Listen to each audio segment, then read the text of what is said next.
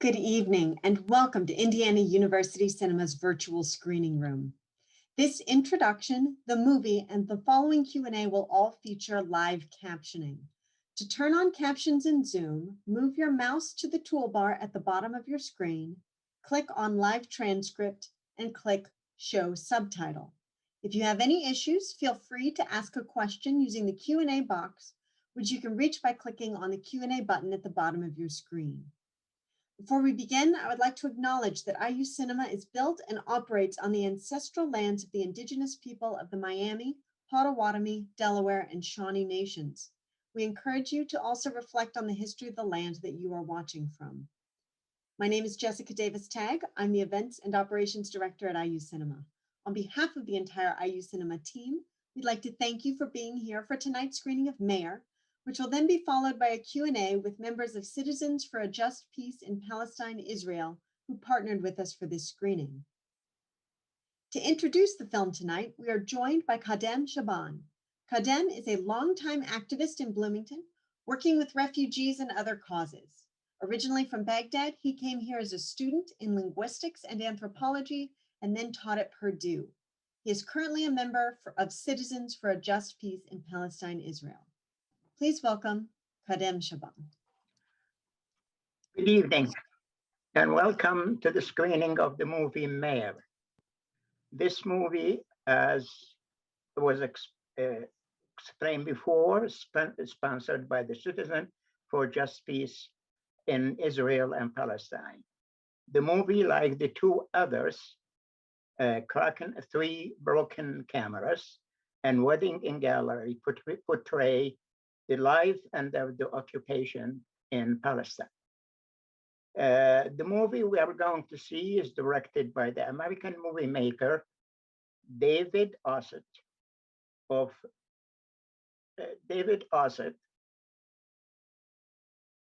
It depicts, it acquired a number of good rewards as one of the best documents in 2020. The movie follows the mayor of Ramallah in the occupied West Bank, 10 miles from Jerusalem, and the de facto capital of the Palestinian state, if there will be one. And it depicts, it follows the mayor, who is a Palestinian Christian, educated, speaks English, determined to provide municipal services to the town and their occupation.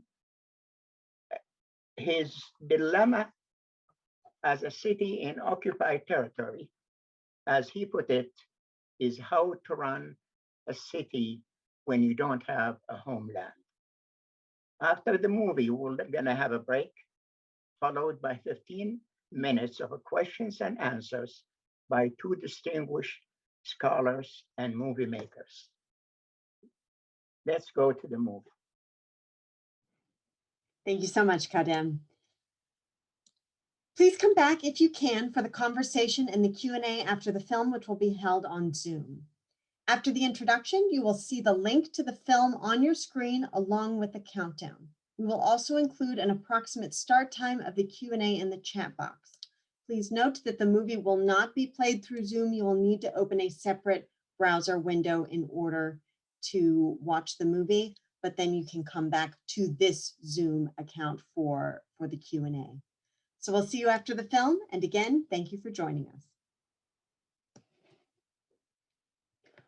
Welcome back to IU Cinema's virtual screening room and our Q&A about the movie Mayor.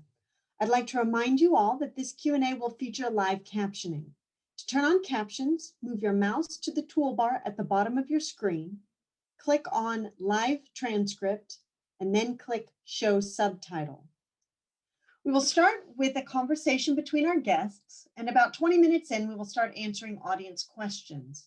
Please feel free to begin typing questions or comments into the Q&A box at any time, which you can reach by clicking on the Q&A button at the bottom of your screen. I'd like to start by introducing our moderator, Kadhim Shaaban. Khaden is a longtime activist in Bloomington, working with refugees and other causes. Originally from Baghdad, he came here as a student in linguistics and anthropology and then taught at Purdue University.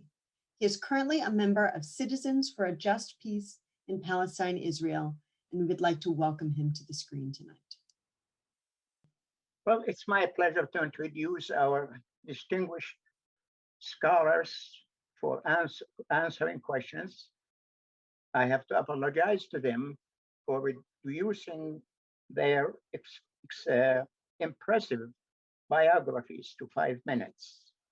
Our first speaker is Dr. Filiz Cicek, who was born on the Turkish-Georgian border and studied medicine, art in Italy, art, language, and social studies in Istanbul, Florence, Italy, and Indiana University. She taught courses on gender, art, and cinema. Currently, she has been contributing to the co-editing Ryder magazine and Art Beat for WFHB radio, and too many scholarly activities, too many to read. Our second speaker is Jacky Comforty. Mr. Comforty is an award-winning filmmaker or historian and media creator who has been working over 35 years creating films and videos in the US, Germany, Israel, and Bulgaria. His biography covers 5 pages of significant contribution.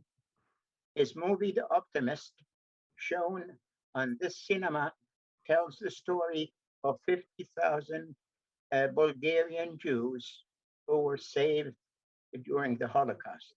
Recently, he published an impressive book. It's Untitled Chapter Narratives of the Bulgarian Jews and the Holocaust with Martha Elajami Bloomfield. Now we're ready for a question and answers.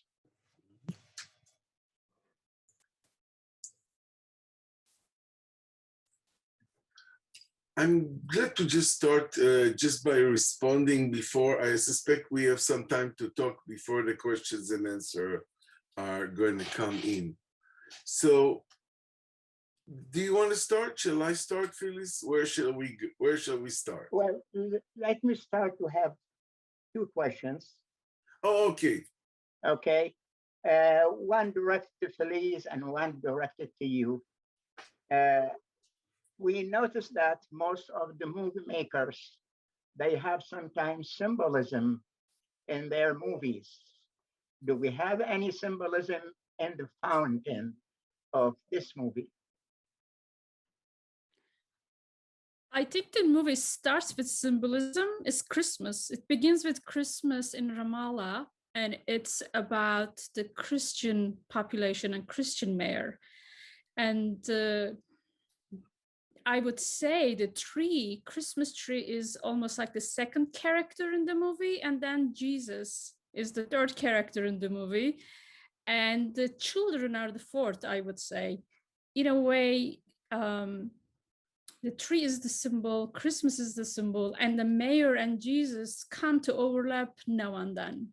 That's how I saw it. So yes, the movie is built around the symbol of Christmas. Thank you. Jacky, I have a question out of the movie, which has been haunting me for a long time, and many people who are interested in the Middle East. The question is there a chance that there will be a peace between the Palestinians and the Jews in Israel, taking into consideration the demographic changes in Israel, the growth of Arab citizens and conservative Jews, religious Judaism, and how is the future is going to be 20 years, 40 years from now. You lived in Israel for 26 years. You have the chance to you have the best of chance to speculate about what I am interested in if we can do that. Thank you, Jack. It's very difficult to be a pessimist. You see, we all would like to be optimists and hope that there will be peace. I see, unfortunately, that there's always some parties that oppose that. And some people who that peace is against their interests. And especially you can see it in religious zealots and settlers that are trying to deprive Palestinians of their own places and territory. And I think also the occupation is something you get used to. It's very difficult to stop being abusive if you became used to or being occupied. I am a pessimist. I see the same oppressive systems that were exercised on the Palestinians now used against the political enemies and critics of the corrupt prime minister we have in Israel right now. So the problem is once you commit some actions, you get used to them. So it's very difficult to stop the cycle of exploitation, of oppression. I don't know what's gonna solve it. And I don't know that any external forces can make it happen. I would like to say something about the film from an aesthetical and filmic standpoint, if I may. Is that okay? I felt that in a way, the filmmakers went to do a fundraising film for the city of Ramallah and its mayor. And then they got into some clashes that they got to document. And I must say they were so disoriented by the action that they didn't even know what they're filming exactly. And then so they became more sort of like news reporters. But as soon as they were not news reporters, they went back to these cold aesthetics, this music that was totally foreign to the place, this Japanese, Bulgarian kind of choir type music. Everything was so cold and so removed. And all the people in the film, or most of them, are being used as props. There's really no personal touch. There's no intimacy. It's sort of cold all the time. And it's a mixture of a poster and with a lot of footage of news. And it's extended and it lacks a certain, it definitely shows a lot of situations that are part of the occupation. But I think that the American filmmaker did what many times people do when they go to tell a story far away. It just, it lacks any critical view. There was not one critical question. So that's kind of like about the filmmaking. The filmmaking was very industrious for me. Thank you. Now we open the questions to all participants, and I leave it there to Jessica.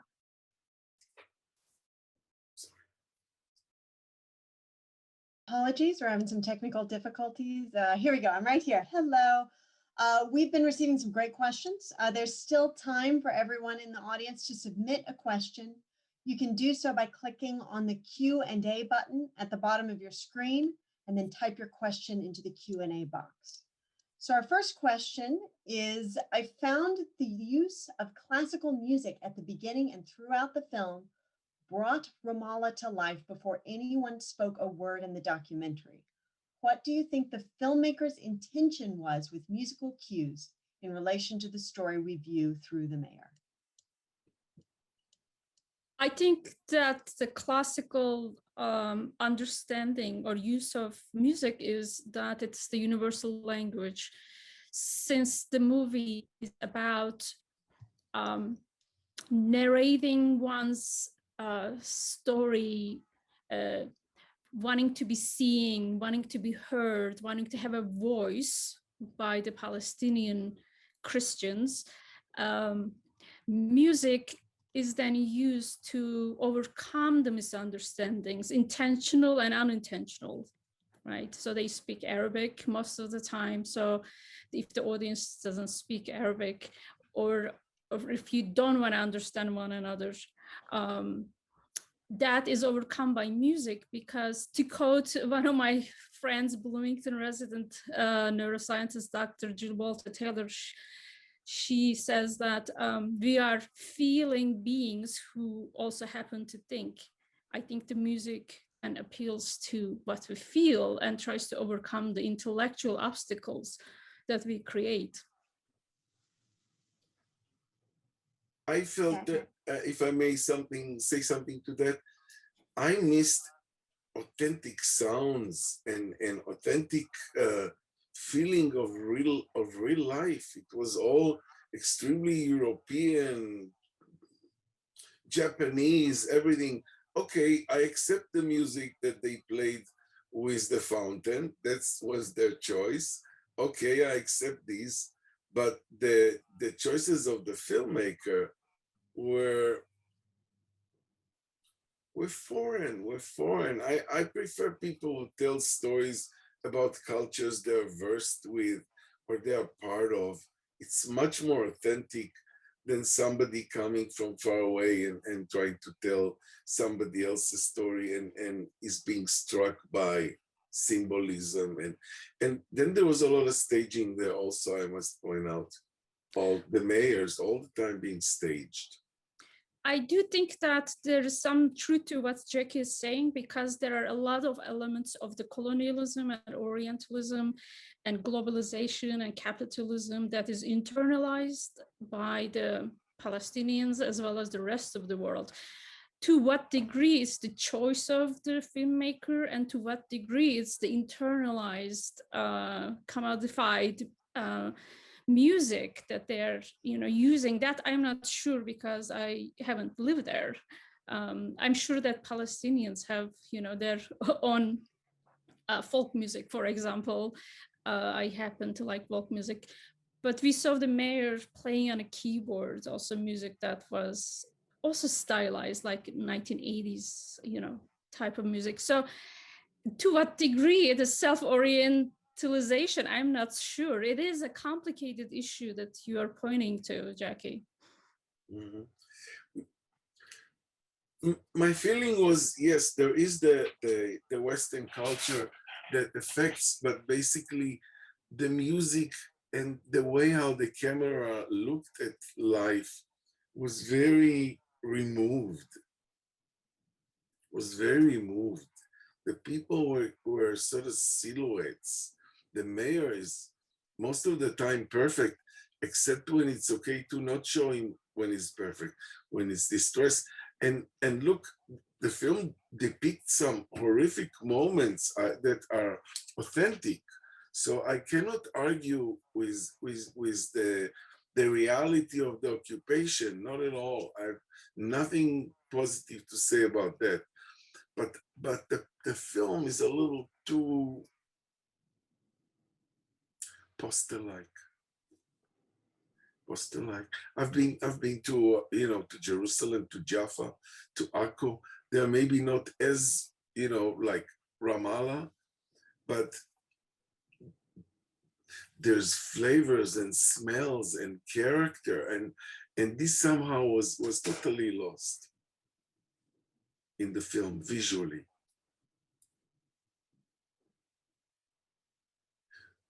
Next question. There was one, and there was one shot that I remember. You see the mayor sitting at the desk. Everything is staged for the camera, and then all of a sudden they pull the shades up so that they have the background for him.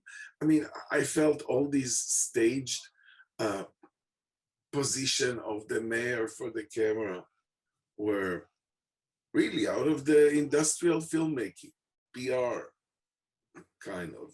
That's my sense is the craft of the filmmakers, or has been before they did films, documentary. Yeah, we have not a particular question, but do any of you know about the filmmaker or how this movie was funded, which might kind of cast some light on why it was as sympathetic as it was? Do any of you know about that? I don't know very well the filmmaker, but I did looked into him when I first watched Mayor a few months. It has been a few months now. He did study this area. He has master's degree. So he began as an intellectual in this field and then decided to, instead of writing an essay or a book, he decided to make a movie about it. That's my sense of it. And so I think that he got some grants and put together whatever he had to, make the movie. So I do think that sometimes people in academia, and I wear many hats, so when your background is academia, sometimes you do produce materials that's like you are a foreign minister of that country, and I try to be very careful about that. Or I have gotten criticism for my work, like when I critique the religion and woman in my own artwork, which I do feminist artwork. I do get sometimes people saying like, well, but that will play into the Islamophobia. You're critiquing Islam. And I say, well, I'm not a foreign minister of Turkey or Islamic nations. I am talking about my story or so-and-so's story. So there is that conflict that I think the Jacky is picking up on, perhaps. I do think that still, with all its faults, for me, it was refreshing to see a story about a Christian mayor. Unfortunately, like I'm having to say that because often the Palestinian-Israeli conflict is juxtaposed as Jewish and Muslim conflict, and people forget that it's actually there are Christians who are living there, and it's in a way that Christmas being hijacked by evangelicals, so they're trying to recapture Jesus and Christmas from them.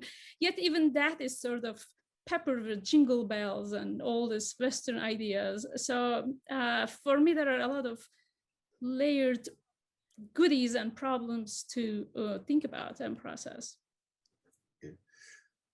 The film also captured, a major actor that can steer the pot always, and that we all could see what's Trump's declaration about moving the American embassy to Jerusalem, all, the shockwave it created and all the chaos and all the violence that erupted following that.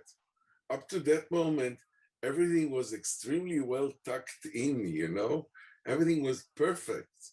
And then all of a sudden, whoa, we have a problem here. And for everyone, it was sort of a new thing. And the scholar or whoever made the film needed to adjust to that. So the camera captured a lot of what was going on and a lot of interesting things. And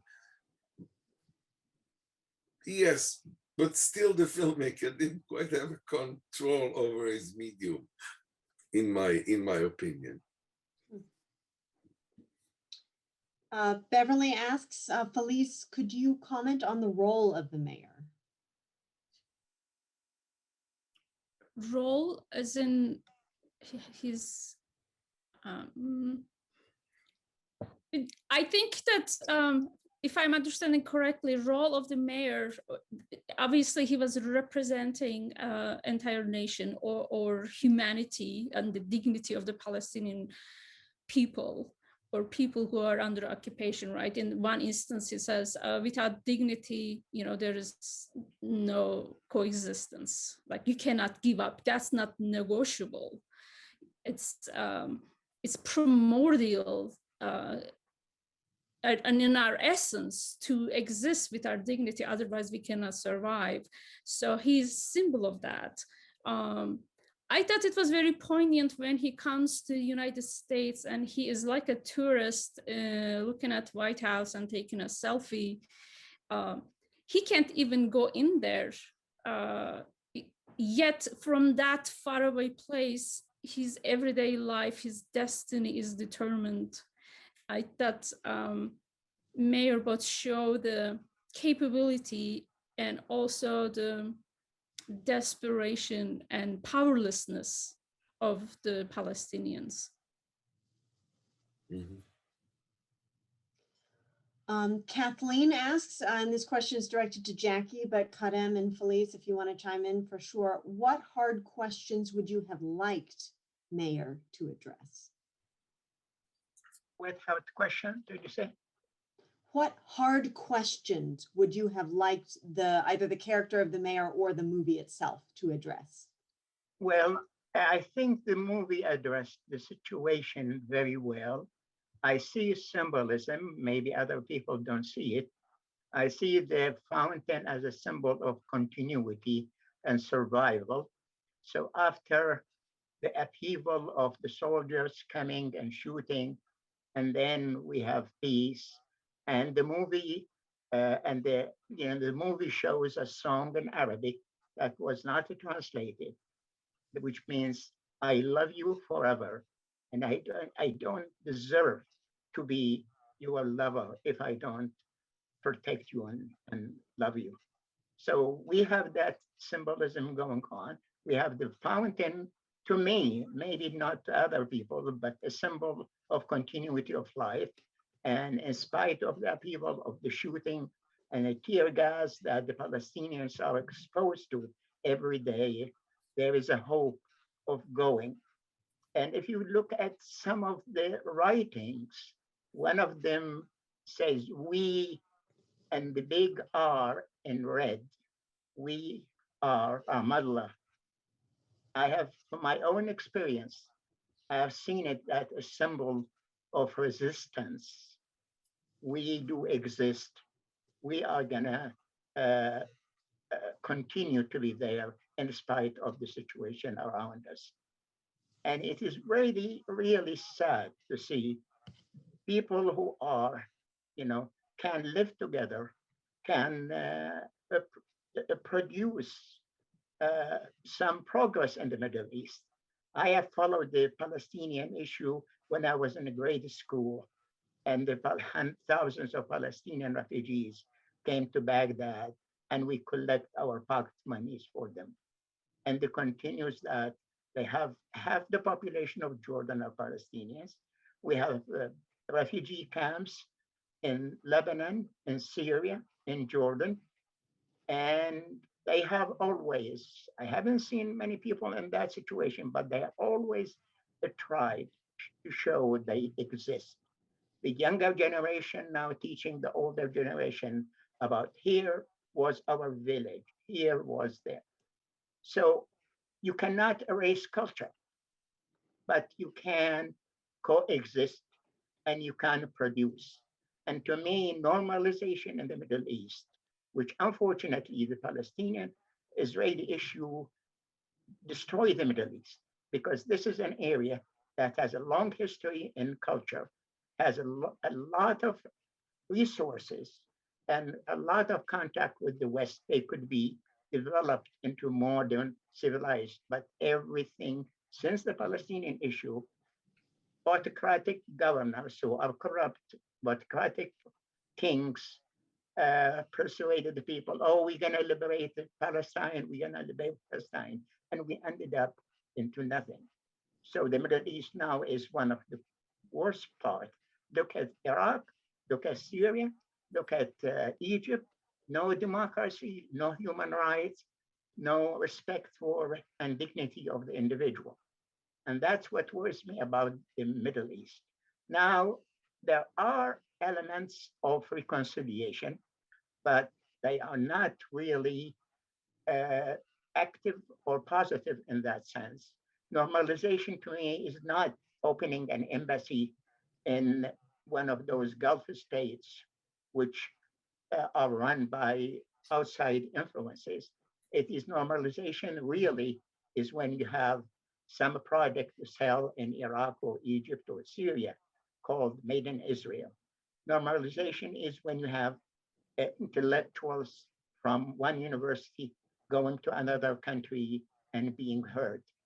Until we reach that level of reconciliation, the area is going to be in tremendous pain and suffering. And the most important are the Palestinians. No normalization, in my opinion, will happen without bringing the Palestinians into the issue. And hopefully, we have been hoping for 75 years, and hopefully things could come better. Jacky, thoughts? I would have, I never started with a critical question. I would have engaged the mayor in a conversation from the start. I would have started with an oral history interview with him, asking him where he was born, where does the family come from, who were his parents, where did he go to school, who were his neighbors. I would ask to see where he grew up, if he can show me. I would have learned a little more about him and then was able to engage in a conversation, which was part of the process of coming close to him and seeing what he does and following him. And I have a feeling like he didn't really see this type of a medium being used here, an interview with the mayor. It's always some kind of a statement. It's never an interview. It never tells you something. He acts, he does.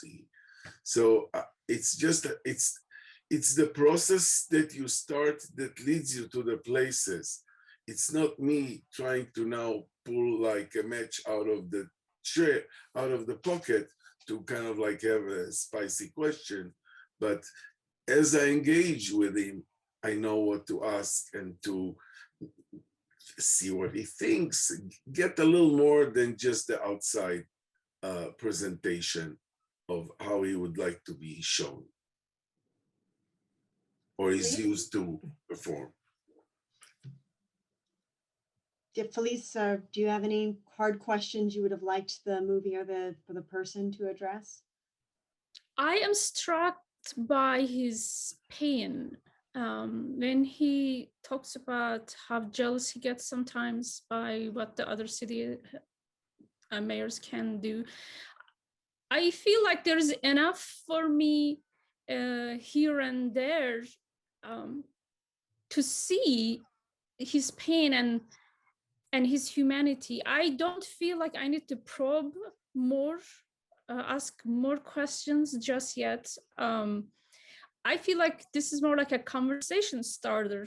So maybe in the next movie or, another movie, I might ask those questions. But for me, this is more of an attempt to show everyday Palestinians. And yes, I agree with Jacky that you don't see some of the more intimate details, but there are some. When they are watching football and he's always on his phone, for example, the son says, are you going to put your phone away? And his mind is always going. Often in the West, we see our perception of the Middle East or the Arabs are, from Hollywood movies as backward individuals. And I think this is one of the few times, perhaps a lot of people, if they watch it in the West, they're going to see people using cell phones in the 21st century, just like us, a part of Facebook. So I think it does a lot just by presenting people in their everyday lives to deconstruct that perception, because perception, whether it is true or not, created by policies, created by Hollywood, created by various social engineering tools and academia, comes to function as reality, and those realities translate into policies and laws. And I think that this is a good step towards that. So I don't think I have to ask him more questions just yet. Someone has asked, and I don't know if you all know the answer, but how often are Israeli soldiers sent to cities like Ramallah, and how does the Israeli government justify it?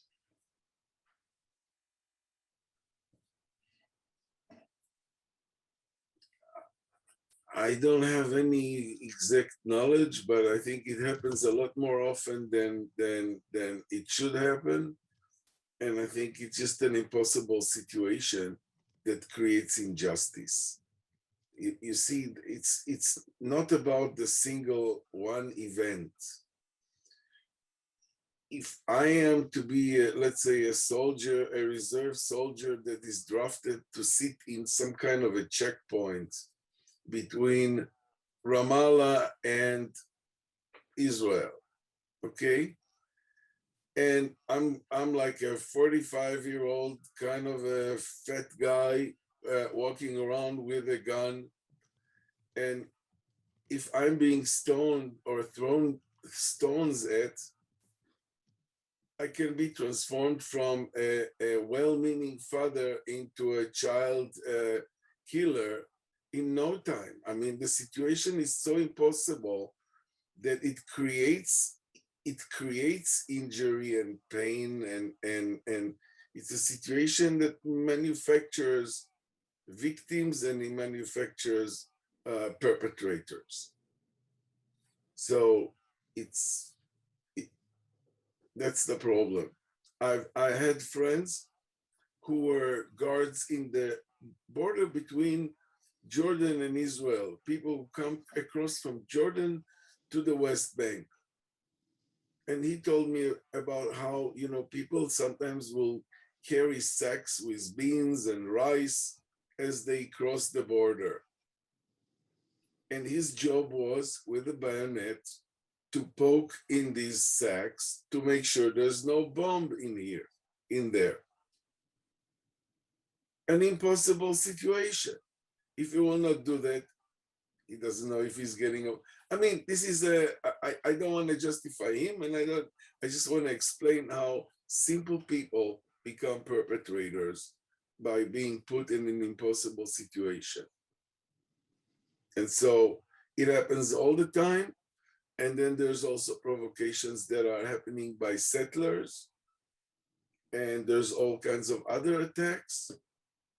And so whenever there's whatever they perceive as resistance or information or intelligence about resistance, they go and oppress. So it's much more often than we would like that to happen. As I understand, it is part of daily life for a lot of people.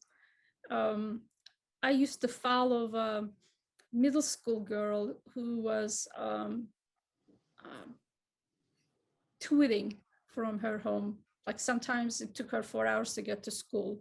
Some days were no problem. Some days she had to go through 3 checkpoints. There were times where she had to turn back. So it just depends. But I agree that it's such a situation. If you are on the ground, it creates very toxic environment for everyone who is in there, regardless of what side you are. Few years back at the Middle Eastern Studies Conference, I watched a really poignant movie that stayed with me. It was chronicling 5 female soldiers who served in Israeli army in the front lines. It's called To See If I Was Smiling, something like that. These were people who now have normal lives, but reminiscing, thinking about the times where they committed atrocities and how that came to happen. And so that was very, very interesting, good insight into human reality and existence, and the impossible situation that Jacky is talking about. All right, I think we have time for 2 more questions. So the second to last one, Filiz, is there anything you would like to add about specifically gendered experiences in places like Ramallah?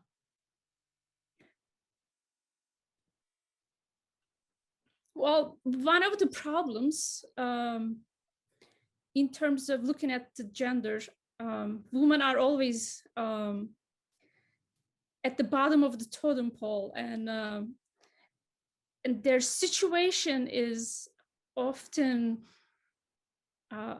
used by the West to say, well, we're gonna, go help. This happened in Afghanistan too, that women are oppressed, and so we are going to do X, Y, Z. So on the one hand, it looks like a great empowerment for the women of that area or women everywhere. But on the other hand, it serves as a pretext to go and do other things and not really help the woman. So there is this allergy, this automatic reaction in the Middle East now. If the gender issues come in, or representation of women comes to play in the arts, they don't want women to represent, or women issues to be dealt with, because it's been used against the region to further the colonialist agendas. So this doesn't help a woman, because they get used by one side and abused by the other side, and they get nowhere. So as difficult as the Palestinian-Israeli situation, I think women's issues are even more multi-layered and complicated. There was a rap musician, I forgot his name right now. So he did a rap video about honor killings in Palestine. And a lot of his contemporaries were really upset. But what people do not understand, and for me, what will be really great, both in the Middle East, in Muslim communities, and elsewhere in the world, because women are always at the bottom of the totem pole, regardless of race, gender, ethnicity, is that sexism and racism, right, discrimination exists simultaneously, and we need to address them simultaneously. That women cannot wait and wait and wait. It's never going to be their turn, right? So if we are aware of this simultaneous coexisting issue, and then we can address them simultaneously rather than prioritizing one over the other. So that's what I would like to see. I have a question. Is there a difference because it was Ramallah and it was a Christian society in the, like, for example, in the issue of like honor type killing or so? Is it also common among Christians in the Arab world? Could I answer that question? Yeah, Please. I think it's very common in the whole Middle East for rural areas, villages, the tribes where the woman is considered an honor. And therefore you don't bring disgrace and shame to the tribe or to the family. I think it exists in every country in the Middle East, but with urbanization, with education, and with new changes in the laws, these are getting less and less, except in tribal areas like Afghanistan, even I don't know in Iraq how it is now, but it used to be in Saudi Arabia and every part of the Middle East. But now with modernization, with urban, with education, it's getting less and less. But still, even the changes in the laws are now helping, because in the old days, if you have an honor, murder is considered okay, 10 years or less. Now it's considered totally murder in many laws. So I hope with education and more understanding and contact with the West, things are changing. And it surprised me in Ramallah how free the women are compared to other villages in Israel. Because you see them always uncovered. And the Christian and the Jews in the Middle East for a long time have been always dressed differently from Muslim because the rules of courtesy, the rules of respect are different. I agree. I don't see it religious issue necessarily. I see it more like a cultural issue. I have seen it across the board, different types of sexism that exists in that region. Or like when I was in Indonesia, there are other types of sexism exists there, and then we have the war against women in this country. So yeah, there's work to be done everywhere. This is true. All right, our final question is from David, who asks, what specific steps do you think the Biden administration or any American administration should take that would help?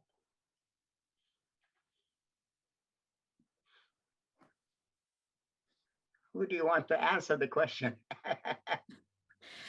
I think it's a very difficult question as long as the Israeli lobby is powerful in the US.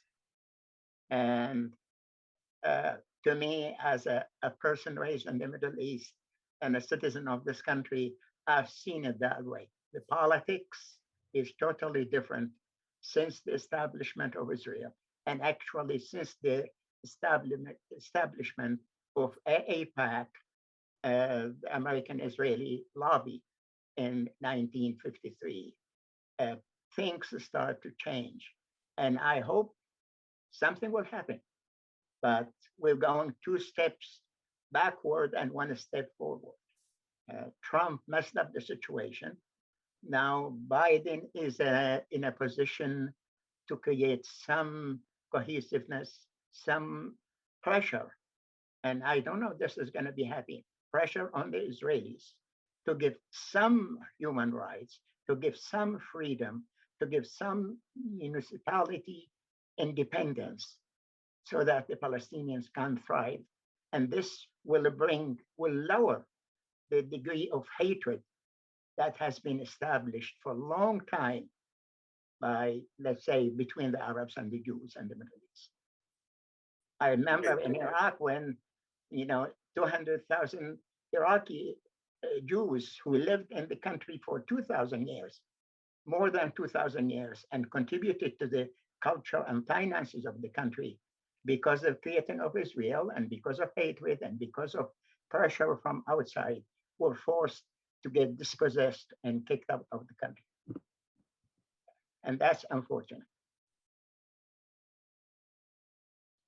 Yes, I find it very striking, the discourse in Europe about the Palestinian-Israeli issue and the discourse in America are completely different. It's very difficult to have a nuanced conversation about it in the US. And there's the American aid to Israel without, you can't even question or bring conditions to.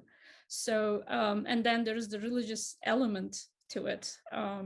The evangelicals who wants the second coming of Jesus, so they wanna usher that in, so they get happy when there's violence, thinking that it's like that's happening, prophecy is happening. So it's complicated, but if we don't try, we surely won't change anything. So even though things are very complicated and difficult and looks pessimistic, and I understand you, Jacky, why you feel that way, but I also feel that if we don't do anything, then we're surely not going to change anything. And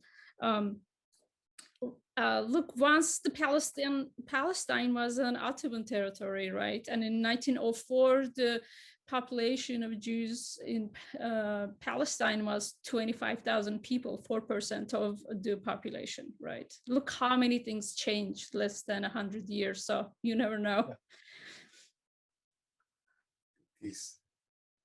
Yes, well, I also hope something happens, and I hope the Biden administration at least is not going to throw gasoline in the fire but I think that they also started supporting the Palestinian Authority. And I hope they find some kind of the ability to enforce some kind of a peace. Enough. I think this is the culture of occupation is terrible. It's terrible to the occupier. It really kills your humanity when you have to be a soldier. There's like generations of people who are being damaged. So I really hope that there will be an end to it. At the same time, you could also see the naivety of the German politicians there who came there and wanted to have like a dialogue, as if a dialogue between me and Kadhim will make peace between Iraq and Israel. No, it will be a wonderful conversation, and we'll all, talk as much as we can, but it won't change the strategy. Unfortunately. All right, well, that's the time we have. Thank you to Khaden Shaban, Jacky Comforty, Filiz Cicek, and again, all of you in the audience for being with us. I'd like to thank the entire IU Cinema team, and particularly Elena, Ava, Elizabeth, and Will, who've all worked behind the scenes to help make this event possible. We'd like to encourage you to go to IU Cinema's virtual screening room to see our events and other offerings, as well as signing up for our weekly email to take advantage of IU Cinema's Any Day Matinee Classics Make 'em Laugh series, which features 4 specially curated free films this semester for our subscribers. The series kicked off with Buster Keaton's Our Hospitality, which will run until tomorrow, and also features Harold Lloyd's The Kid Brother, which is running now until May the 5th. To all of you who tuned in, thank you once again for being with us. Be well and be kind to yourselves and others during these challenging times and always. Thank you all so much and have a great night.